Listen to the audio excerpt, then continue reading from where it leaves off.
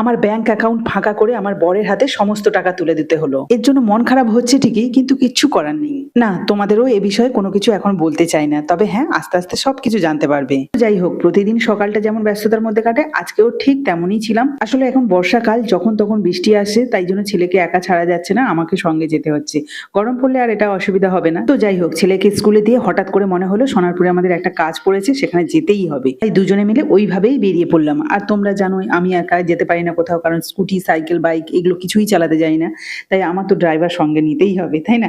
আর বুঝতে পারছো যে বর্ষাকাল মানেই কিন্তু রাস্তাঘাটে তেমন ভাবে বেরোনো যায় না, আর জল জমে থাকে, সেই জল ছিটকে জামা কাপড় রীতিমতো নোংরা হয়ে যাচ্ছে। আর এদিকে দেখেছো কালো হয়ে মেঘ উঠেছে, মানে বৃষ্টি আসবে।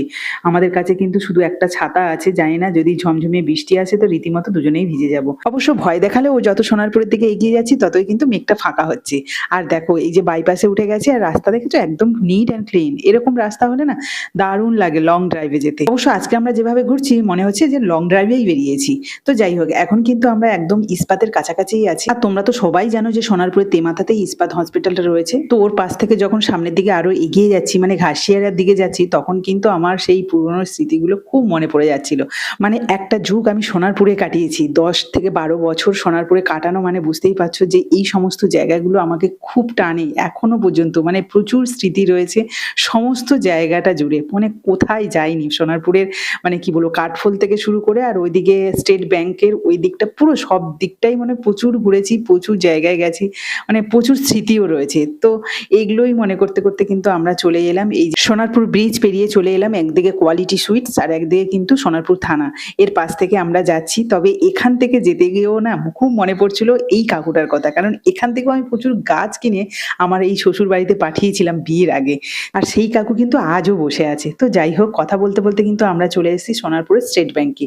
এখানে না আমার এখনো ব্যাংক অ্যাকাউন্টটা রয়ে গেছে, ইচ্ছে করেই চেঞ্জ করিনি, যাতে এর দোহাইতে মাঝে মাঝে সোনারপুরে আসতে পারি। আজকেও তেমনই একটা ছোট্টখাটো বাহানা ছিল যে আমার এখানে ব্যাংক অ্যাকাউন্টে ডিভিডি লিঙ্ক আছে কিনা সেটাই দেখার জন্য কিন্তু এতদূর ছুটে আসা। আসলে সবাই অন্নপূর্ণা ফর্ম জমা দিয়ে টাকা পেয়ে গেল, আমার কিন্তু এখনো ফর্ম জমা দেওয়া হয়নি, মানে কিছুই করা হয়নি রীতিমতো। তো সেই জন্য আজকে একটুখানি ব্যাংকের এই ডিভিডি লিঙ্কটা চেক করে তারপরে ফর্ম ফিল আপ করবো বলে ঠিক করেছি।